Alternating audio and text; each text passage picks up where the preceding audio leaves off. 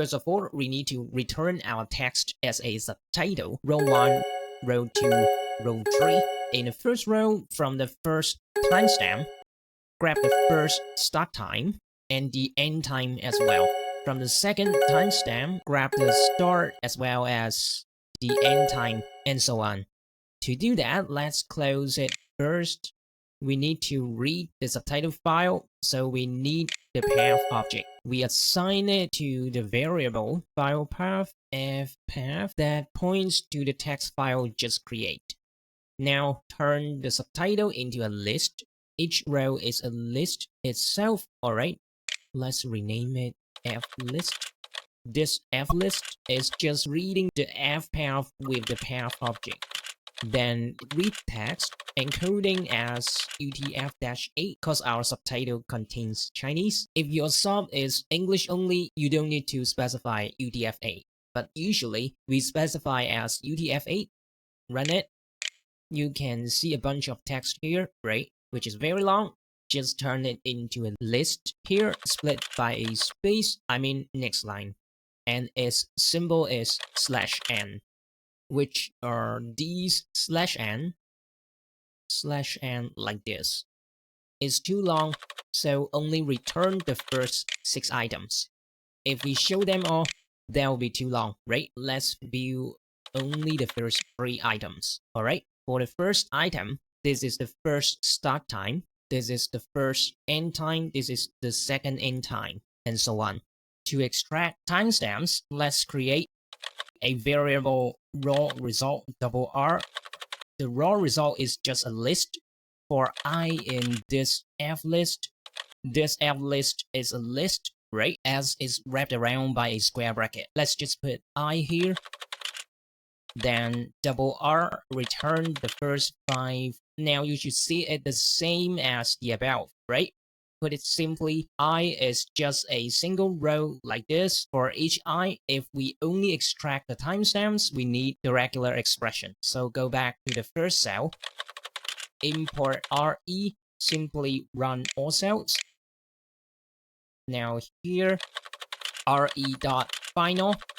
Recall from previous videos, there are 2 parameters here. For this 2 here, it simply reads from the source text, which is just each line I, which means this single line when I equals 0, I equals 1, I equals 2, and so on. In order to extract timestamps, we do that based on a certain pattern.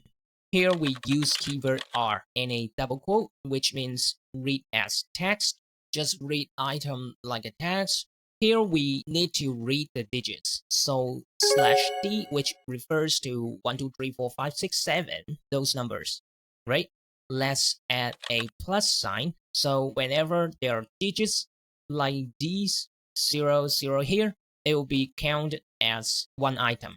This 00 is counted as the second item. This 000 will be the third one. Let's show you the codes. Shift Enter. Here you see 00 is the first one, this 00 is the second one, 000 is the third one, and so on. In short, they'll list out all the digit items, but here we need more than just digits. We need to return items like this kind of pattern. In other words, the first 00 is followed by a colon, so add a colon here, then there's another digit, /d plus, is followed by a full stop, right? So add a full stop here, then digits again, /d plus, shift enter, then it will return the first timestamp 00, then the second one, 051.160, and so on. In other words, when we return DR, the detailed result, or I in this $R, when we try I, return the first 5 items, and you see they're the same as above, right? For this I, which is individual row here, try split it into 2 items. Oops, I is a list already, doesn't matter. Pretend that we only extract the first item, which is 0. Shift enter, then you'll see 00 is the first one, 05160 is the second one, 07360 is the third one within each item of the list, RR.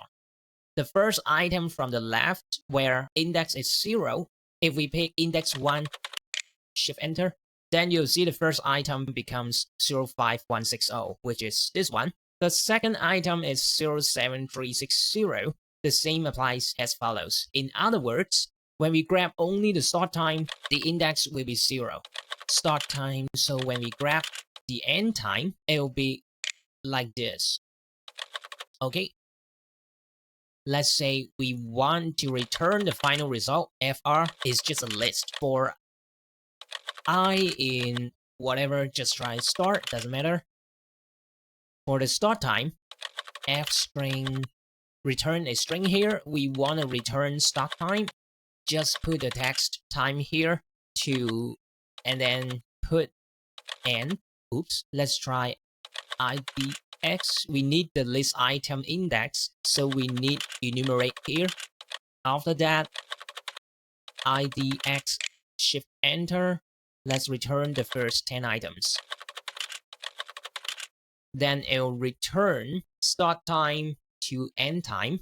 Here you can change the text, let's say ABC, and you'll see ABC here. Now you know the timestamp pattern. Let's revisit the timestamp extraction pattern. It starts with digits, read until you encounter colons, full stop, or whatever. Okay, that's about it. Ciao.